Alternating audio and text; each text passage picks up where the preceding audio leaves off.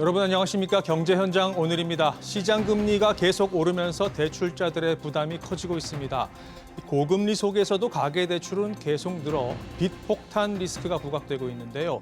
시장의 시선이 미 연준 FOMC 회의에 쏠린 이유입니다. 시중은행 금리 방향을 결정지을 이번 회의에서 과연 어떤 시그널이 나올지 이슈가 주목됩니다. 무엇보다 한국은행은 어떤 선택을 해야 할까요? 금리 흐름과 한미 통화 정책 그리고 경제 전망까지 오늘 집중 진단에서 자세히 짚어보겠습니다. 경제 현장 오늘 지금 시작합니다.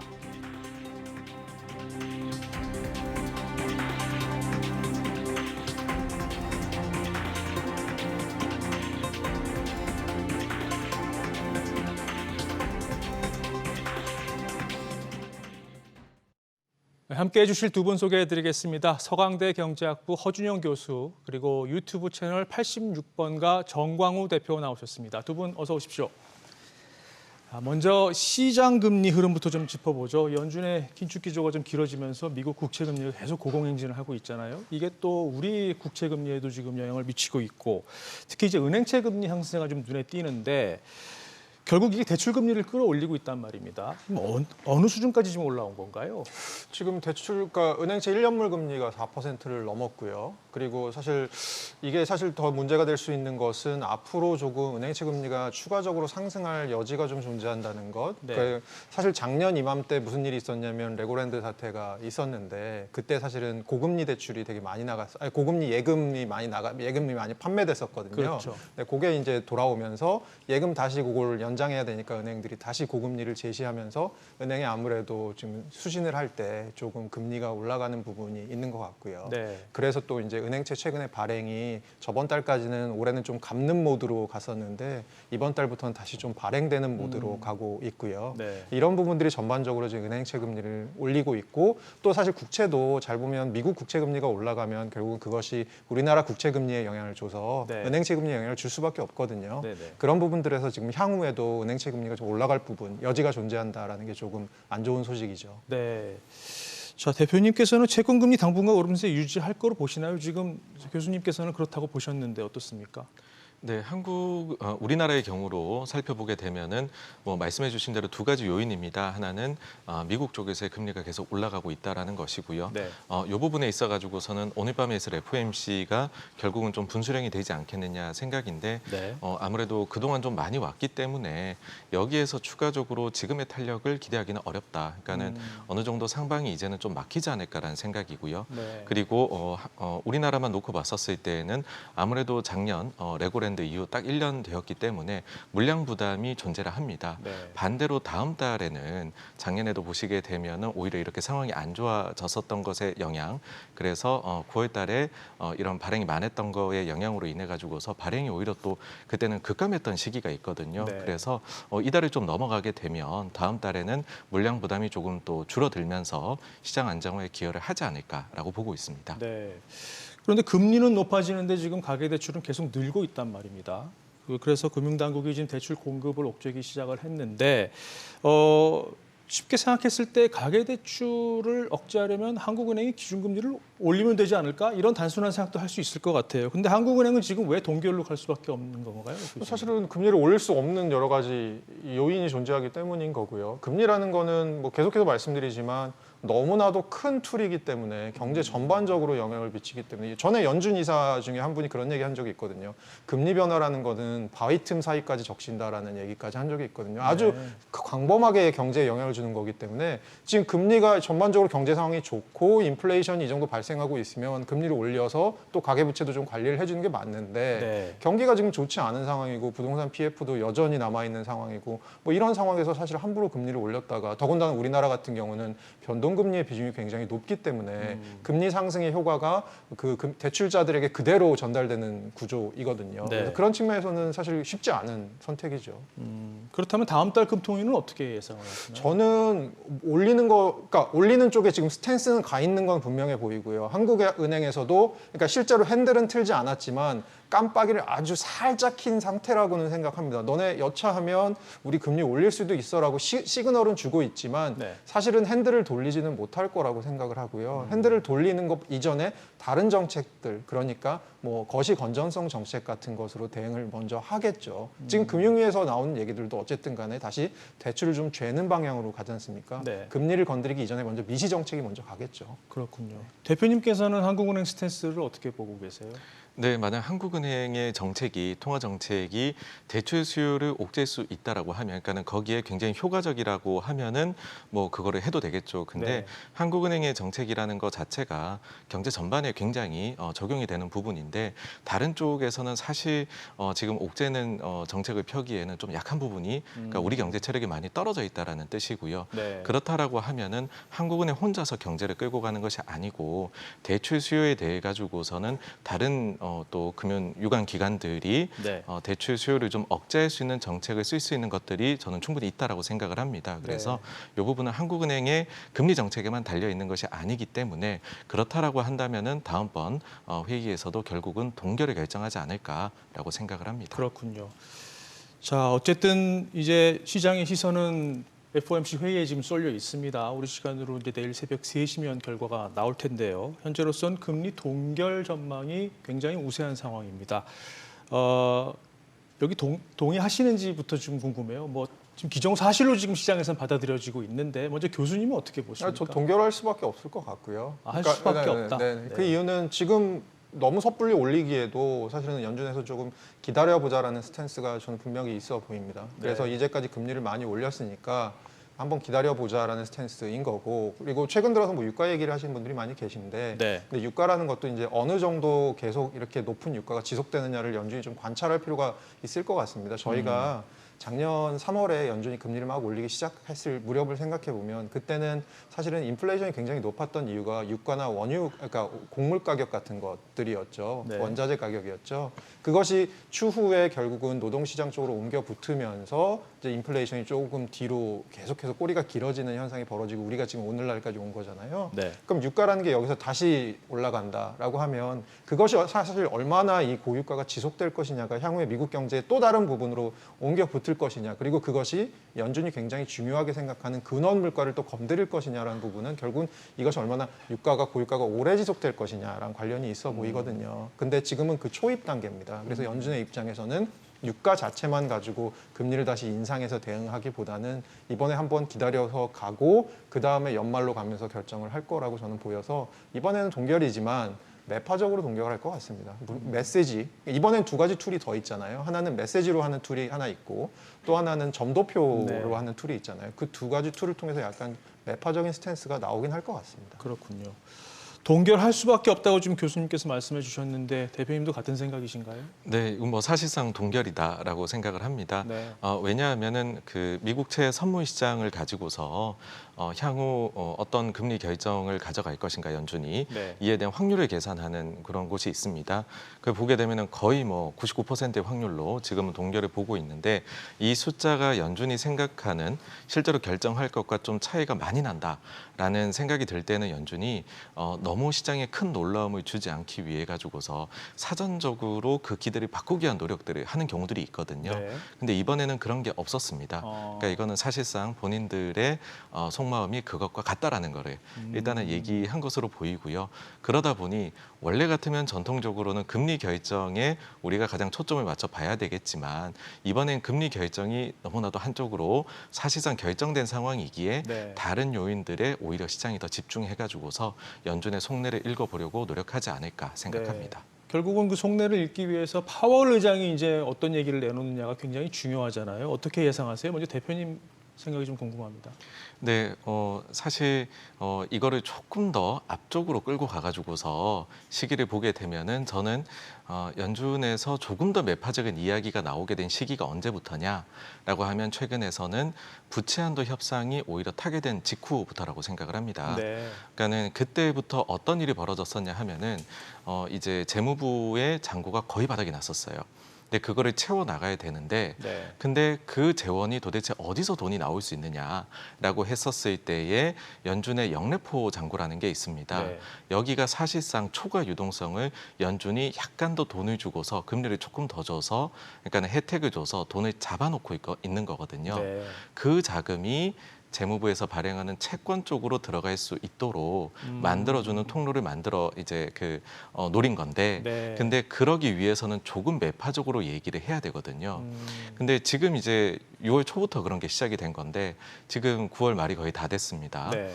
상황이 어떻게 됐냐면은 재무부의 일반 계정 잔고가 거의 제로까지 갔었거든요. 그렇죠. 근데 지금은 6,600억 달러까지 간밤에 보니까 올라왔더라고요. 어. 그러면은 이게 9월 말 그 재무부의 목표가 6,500억 달러입니다. 이미 초과했고요.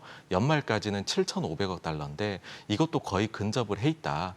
그렇다라고 하면은 이제 연준 입장에서는 차후 금리에 대해 가지고서 지금까지 몇 달간 보여온 것 대비해서는 저는 오히려 매파성이 이번 회의를 기점으로는 내려가지 않을까라고 생각을 합니다. 조금 비둘기적으로 바뀔 수 있다라는 말씀이신가요? 네, 그러니까 그게 그렇다고 아주 큰 회전은 아니고요. 아. 약간의 뉘앙스 변화 정도로 생각을 합니다. 교수님 생각은 어떠세요? 파월 의장 뭐라 그럴까요? 근데 저는 사실은 매파적인 스탠스를 좀 유지할 거라고 생각을 하는데요. 네. 그러니까 제가 지금 대표님 말씀을 들으면서 또 생각한 게 뭐 차이가 어딜까라고 생각해 보면 결국 이제 시장에 계신 분과 이렇게 시장에 없는 학자들의 차이가 아닐까라는 생각도 좀 드는데요. 네. 저는 아직 게임 안 끝났으니까 어쨌든 간에 지금 다시 유가 올라가고 있으니까 이 부분에 있어서 마지막 문단속을 좀 하지 않을까라고 하고 생각하고 있었고요. 네. 그래서 뭐 매파적인 스탠스에 있어서 크게 변화는 없을 거다. 그리고 아주 원론적인 이제까지 매파적이었으니까 그 원론적인 기조를 계속 유지할 거다. 결국 그런 의미에서 매파적이지 않을까라고 저는 생각을 하고 있습니다. 네. 이번 FOMC 회의가 사실 시장의 관심이 조금 많이 떨어진 것 같아요. 어떻게 보면 너무 기정사실로 지금 동결적으로 가고 있기 때문에 그래서 11월 FOMC 회의가 더 주목받고 있는 분위기인 것 같습니다. 앞서 국제유가 짚어주시면서 인플레이션 압력이 커져서 이제 연준이 추가 금리 인상 가능성이 좀 더 올라간 거로 지금 보인다고 말씀을 해주셨는데 한 차례 더 금리 올릴 수 있을까 이게 지금 좀 궁금합니다. 어째 대표님 어떻게 보세요? 가능성이 있습니까? 그 가능성이 추가로 더 살아나기 위해 가지고서는 결국에는 기대 인플레이션이 자극을 받아야 된다라고 생각을 합니다. 네. 그러니까는 작년 6월 달로 돌아가 보면은요, 그때 당시에 유가가 120달러가 넘어갔던 시기입니다. 그 당시 FOMC 회의에서 나온 질문이 있습니다. 유가가 이렇게 높은데 그러면은 유가는 헤드라인 물가에는 들어가지만은 근원 물가에는 빠지지 않습니까? 그렇죠. 그때 기자분의 질문이 뭐였냐 하면은 만약에 헤드라인은 유가 때문에 계속 높은데 근원 물가는 내려가는 상황이 온다면 연준은 어디에 초점을 맞추겠느냐라고 질문을 한 게 있거든요. 저는 그 질문이 지금도 살아있는, 아니 이번 회의에서 해도 정말 손색 없는 그런 질문이라고 생각을 하는데 네. 그때 파월 의장의 대답이 어떤 부분이었냐 하면은 사실 유가에 대해 가지고서는 연준의 정책이 영향을 미치는 게 대단히 제한적이다라는 얘기를 합니다. 네. 거기엔 감산이나 여러 요인이 있다는 거죠. 그와 더불어 가지고서 유가를 포함한 상품의 가격이라는 거는 예를 들어서 농작물이면은 얼마나 작황이 좋은지 같은 것도 영향이 있을 수 있잖아요. 그렇죠. 그런 걸 연준의 통화 정책으로 조절할 수는 없는 거고 그런 근원 물가에 더욱 초점 맞추고 그 부분이 본인들의 향후 물가에 대한 예측 가능성을 더 높이는 데에도 도움이 될 것 같다. 단 유가가 기대 인플레이션을 자극해가지고서 그걸 토대로 해서 유가가 올라간 것이 근원 물가 쪽으로까지 전이되는 것은 우려를 합니다. 그 부분이 발견된다라고 하면은 추가 인상을 할 수도 있을 텐데 네. 다행히도 지금까지 나온 기대 인플레이션 숫자를 보면 최근에 유가가 계속해서 올라갔음에도 불구하고 오히려 기대 인플레이션은 떨어지는 모습을 보여주고 있습니다. 그래서 네. 이번에 경계심은 나타내지만 아마 기대 인플레이션을 강조하면서 그 부분이 자극을 받게 되면 추가적으로 더 할 수 있다라는 약간의 열린 결말 정도의 이야기가 어찌 보면 작년 6월하고 1년이 더 지났지만은 스탠스는 동일한 그런 이야기를 하지 않을까라고 생각을 합니다. 근데 지금 유가는 근원 CPI에는 안 들어가 있잖아요. 네. 근데 이게 결국은 헤드라인 물가까지 작용을 시차를 두고 이쪽에다 작용을 한다라고 지금 분석이 나올 수 있는데 이게 항상 이렇게 되는 건가요? 어떻게 봐야 됩니까? 이제 답변부터 드리면은 그때 달랐었습니다. 아, 그래요? 네, 그 최근 유가가 오르다 보니까는 여러 지역 연은들에서 이와 관련된 분석 보고서를 내놓고 있습니다. 네. 근데 그 보고서에 따르면은 70년대에는 당시의 유가의 영향을 그대로 받아가지고서 근원 물가도 튀어올랐다라는 것이죠.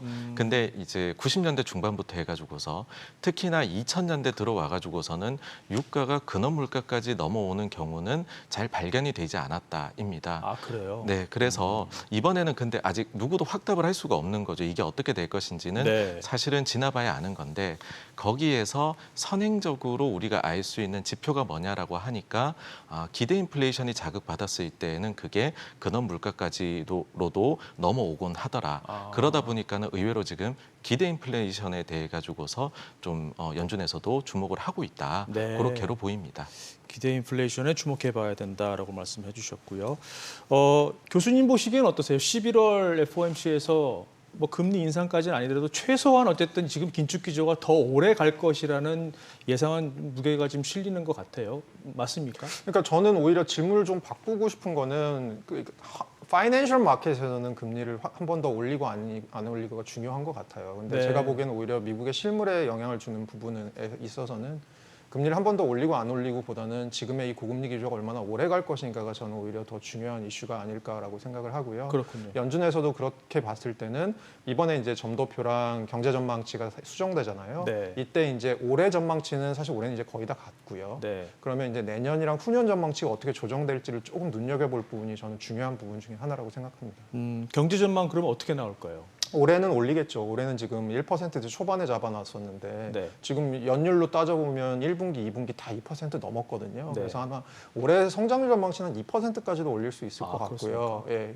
그만큼 미국 경제가 잘 버텨주고 있다라는 얘기고요. 네. 그런데 이제 내년이나 후년 같은 경우는 상대적으로 지금 결과적으로 리세션이 올 거냐 안 올 거냐, 어느 정도로 올 거냐에 대한 얘기들이 최근 들어서도 다시 이제 점화되고 있는 분위기이거든요. 네. 그런 측면에서는 사실 저는 뭐 내년에 지금 전망치를 6월 기준으로 봤을 때 내년 1.1, 후년에 1.8 이렇게 잡아놨었는데 네. 여기에 있어서 뭐 크게 지금 당장으로서 변화가 있을 것 같지는 않습니다. 그리고 글로벌 경제에 있어서 중국 팩터가 저는 되게 또 중요한 부분이라고 생각을 하는데 네. 중국이 생각보다 한 달 전이랑 일주일 전이랑 분위기가 또 다르더라고요. 한 달 전은 중국이 굉장히 어려울 거다라고 얘기했다가 부양책들이 적극적으로 또 나오기 시작하면서 중국 최근 지표들이 좀 살아나니까 네, 네. 중국이 생각보다 또 올라올 거다 이렇게 봤을 때는 사실 상방 어떤 부분도 있거든요. 네, 그런 부분들에 있어서 전망치가 GDP 쪽은 크게 바뀌지는 않을 것 같고 PCE 쪽, 그 인플레이션 쪽은 조금 인플레이션이 장기화되는 방향으로 가지 않을까라고 저는 생각을 하고 있습니다. 그래서 연준이 원래 생각했던 게 2% 목표치로 헤드라인으로 봤을 때 한 2025년 정도면 갈 수 있을 거다라고 생각했는데 네. 약간 뒤로 미뤄지지 않을까라는 생각이 듭니다. 그런데 어제 나온 OECD 경제 전망을 보면 미국 경제를 전망을 하면서 내년을 1.3%로 상당히 속도가 느려질 것으로 예측을 했단 말이에요. 이렇게 되면은 경기 침체 사실 뭐 최근에는 없을 것이라고 얘기를 했는데 이게 올해 경기 침체는 없지만 내년은 경기 침체가 있을 것이다 이렇게 봐야 되는 건지 이게 미뤄진 건지 그게 좀 궁금합니다. 대표님은 경기 침체, 미국 경기 침체 올 거라고 생각을 하십니까? 저는 이번에 침체가 오더라도 아주 얕거나 혹은 운 좋게 피해갈 수 있지 않을까. 올해요. 네, 그 올해도 그렇고 내년까지도요. 네. 근데 지금 경제 전망이 사실 발표하는 기간마다 좀 차이가 납니다. 근데 여기에서 조금 전망이 이제 성장률을 낮게 보는 쪽의 이유를 그러면 우리가 알아야 될 텐데 네. 그 이유는 결국에는 이 통화 정책이라는 것이 시차를 두고서 영향을 주지 않겠느냐라는 겁니다. 그러니까 금리를 정말로 빠른 속도로 미국이 올렸지 않습니까? 네. 그 영향이 결국은 경제에 영향을 줄 것이다. 이고 뭐 가령 예를 들면 최근에 은행들의 대출 태도가 굉장히 깐깐해졌습니다. 네. 그래서 대출이 잘 나가지 않게 되면 유동성 환경이 좀 나빠지게 되면 그것이 영향을 주지 않겠느냐. 그다음에는 미국의 소비도 지금까지는 뜨겁다라는 얘기를 하지만 이제부터는 학자금 대출 관련해서 갚아 나가야 됩니다. 이게 네. 원래는 다 그 탕감이 될 거다라는 기대를 했었는데 대법원에서 아닌 걸로 났지 않습니까? 네네. 그렇게 되면은 결국에는 이 부담도 또 가중이 된다라고 했을 때 예상했던 것보다 것보다는 소비는 조금 또 둔화를 추가로 생각해 둬야 되지 않겠느냐. 단 그런데 미국의 고용시장이 아직은 탄탄하기 때문에 그렇다고 또 침체를 걱정할 만큼 내려가지는 않는 그런 적당한 수준으로 저는 머무르지 않겠느냐. 그러니까 너무 뜨거운 예측도 하지 않고 너무 차가운 예측도 하지 않는 그냥 적당한 수준의 숫자가 나오지 않겠느냐라고 개인적으로는 예상을 하고 있습니다. 앞서 한국은행이 고금리를 버텨낼 체력이 안 된다. 이 금리 인상을 못하는 이유가 그런 것이다라고 말씀을 해주셨는데 그 미국 경제는 지금 어떤가요? 미국 경제는 고금리를 버틸 만한 체력이 되는 겁니까? 아직까지는 확실히 됐다고 보는 게 맞는 것 같고요. 네. 어쨌든 간에 아까 지금 대표님도 말씀해 주셨지만 가계 측면에서 미국의 전체 GDP의 70%가 소비인데요. 소비가 잘 버텨줬죠.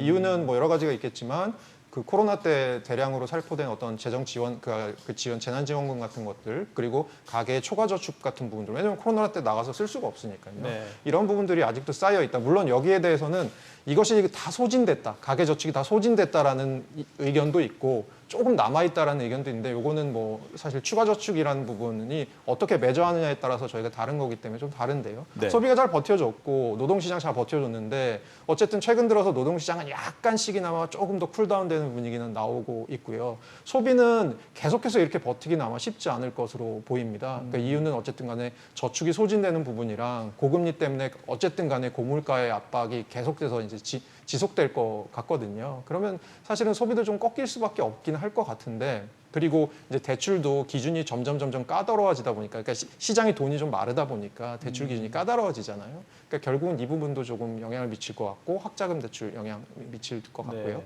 이렇게 보면 소비가 좀 꺾일 부분이 있을 것 같기는 합니다만 그렇다고 하더라도 미국 경제가 갑자기 급냉을 하는 방향으로 가지는 않을 것 같고요. 네. 그래서 아까 저도 내년에 6월에 나왔던 경제 전망이랑 크게 숫자가 그렇게 달라질 것 같지는 않은데요. 라는 부분이 상방이랑 하방이 지금 다 있습니다. 다 있는데 어느 쪽도 굉장히 큰 강도로 영향을 주는 것 같지는 않습니다. 네. 앞서 대표님께서 몇 가지 요인들, 그러니까 미국 경제의 몇 가지 요인들을 짚어주셨는데 그러면 지금 앞으로 이제 지표를 볼 때 어디에 주목해서 좀 봐야 될까요? 네, 뭐 결국에는 이번에 워낙 인플레이션 사이클이 크게 왔기 때문에 인플레이션도 당연히 보여야 될 거고요. 네. 그리고 최근에 보시게 되면은 연준에서 주목을 하고 있는 부분은 아무래도 고용 시장입니다. 아, 고용. 네, 그러니까 물가 구성 요소 중에서 고용 쪽에서 특히나 이제 임금 상승률 같은 부분들이 근원 물가에서 서비스 쪽 물가에 크게 영향을 미치다 보니까 네. 과연 그러면은 미국의 고용 시장이 적당한 수준으로 좀 완화가 될 수 있겠느냐? 네. 가장 최근 파월 의장이 연설한 자리가 잭슨홀입니다. 거기에서 보시게 되면은 인플레이션을 설명을 하면서 최근 수십 년 동안에는 고용 시장의 타이트함이 인플레이션에 미치는 영향이 크게 증가했다는 여러 증거들이 있다. 이런 얘기를 한 바가 있습니다. 근데 지금까지는 고용 시장이 매우 타이트했다가 그 타이트함이 좀 줄어들고 있거든요.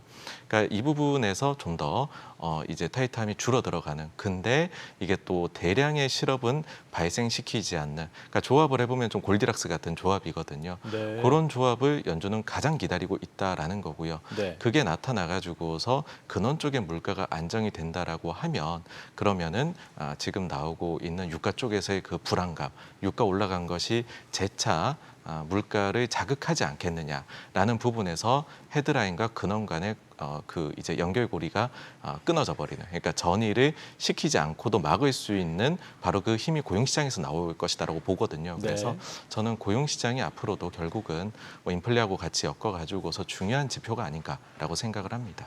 8월 수치는 어떻게 보셨어요? 그때 보면 신규 취업자 수는 예상치를 상회했고 실업률은 또 상승했고 근데 평균 임금도 좀 미약하게 오르는데 그쳤단 말입니다. 이건 어떻게 해석을 해야 되는 건가요? 네, 당시 거기에 대해 가지고서요. 그러니까 연준의 일종의 복심이라고 불리우는 그 기자가 있습니다. 그 기자가 트윗에다가 어떤 글을 남겼냐 하면은 아마도 이 결과는 연준 위원들이 희죽희죽 웃을 만한 결과일 것이다라고 얘기를 했거든요. 그러니까 그 정도로 연준이 사실은 가장 좋아할 만한 숫자가 나온 거긴 했습니다. 어떤 부분이냐 하면 코로나 이후로 조기 은퇴를 결정하신 분들이 많지 않습니까? 네. 그러다 보니 일할 사람이 부족해 가지고서 임금 상승률이 대단히 높게 나왔다라는 거죠. 근데 이번에 발견된 것은 뭐냐 하면 그 떠났던 이제 노동시장에서 떠났던 이들이 다시 본격적으로 돌아오기 시작한 것이 보였던 것이거든요. 그러니까 이게 뭐 경제가 조금 이제 냉각되면서 그런 것일 수도 있고요. 네. 아니면은 최근에 학자금 대출을 정말로 이제 갚아 나가야 되는 걸로 결정이 되니 이제 또 불이 나거나 갑자기 또 다시 고용시장으로 돌아온 것일 수도 있고 뭐 이유는 여러 가지일 텐데 네. 어쨌든 연준이 드디어 기다리고 있다. 요거를 이제 그냥 경제학으로 조금 바꿔 표현하면 이제 경제활동 참가율이 늘어나는 모습이 보였습니다. 네. 그러니까 그 점이 굉장히 고무적이었기 때문에 일단은 고용만 봤었을 때는 연준이 원하는 숫자가 나오고 있는 것으로 보입니다. 네. 이 부분에 대해서 교수님 생각도 좀 궁금한데 고용 쪽 어떻게 보세요? 고용 쪽은 좀 풀어지고 있는 분위기는 맞는 것 같아요. 네. 그러니까 보면 지금 말씀해주신 요인들에다가 더해서 이민이 조금 다시 늘고 있고요. 그러니까 이민이 한동안 막혀 있었거든요. 근데 그런 부분이 코로나 때문에 막혀 있는 부분이 풀어지는 부분, 이제 이들이 공급하는 노동력이라는 부분도 있는 것 같고요. 네. 그런 부분에 있어서 노동시장은 수급이 조금씩 맞아가는 느낌. 그러니까 사실은 조금 실질임금 상방 압력 같은 것도 조금 덜해지는 느낌. 결국은 그것이 연준이 가장 중요하게 생각하는 그 근원 인플레이션 중에 비주거 서비스 부분. 결국 임금이 굉장히 중요한 부분에 있어서 네. 이제 인플레이션이 어떻게 결정될지를 결정하는 거죠. 네. 자, 한미 간 금리 격차가 지금 0.2%포인트로 지금 벌어져 있는 상황인데 이번에는 동결되겠지만 만약에 연준이 추가로 금리 인상에 나서면 더 벌어질 수밖에 없잖아요. 그러면 이제 외국인 자금 흐름이 조금 불안해질 수 있을 것 같습니다. 이 부분은 현재로서는 뭐 예상보다는 안정을 지금 안정되는 모습을 좀 보이고 있는 것 같은데 앞으로는 어떻게 될지 좀 궁금해요. 먼저 대표님 어떻게 보세요? 외국인 자금 유출이 있을까요? 지금까지로 봐가지고서는 그런 모습이 채권 시장에서는 관측이 안 되고 있습니다. 그렇죠. 다행히도요. 사실 그거는 어떤 조합 때문에 그러하냐 하면 그 나라의 채권에 투자를 한다라는 것은요.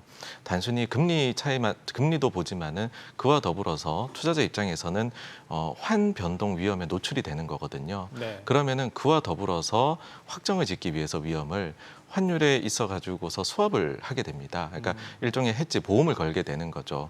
근데 지금 외국인 투자자 입장에서는 오히려 수합 시장에 들어오게 되면은 금리를 받아가는 입장이 되거든요. 네. 그러니까 우리 단기 금리가 미국의 단기 금리보다도 낮게 형성이 돼 있지만 수합 금리까지 포함을 하게 되면은 미국 단기 금리하고 별 차이가 나질 않습니다. 그러니까 한국 시장에서 돈을 빼 가지고 미국으로 가야 할 요인이 생각보다는 적습니다.